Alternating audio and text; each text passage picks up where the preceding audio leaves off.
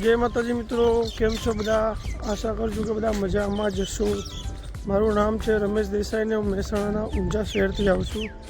એ આપણે હવે યુટ્યુબની એક નવી શરૂઆત કરવા જઈ રહ્યા છીએ, જો બ્લોગ શૂટ કરવાના છીએ। પ્લીઝ તમે વિડીયોને જોતા રહેજો અને ચેનલને સબસ્ક્રાઈબ કરી લેજો। તો મળીએ તમને ફરી નવા એક બ્લોગ સાથે।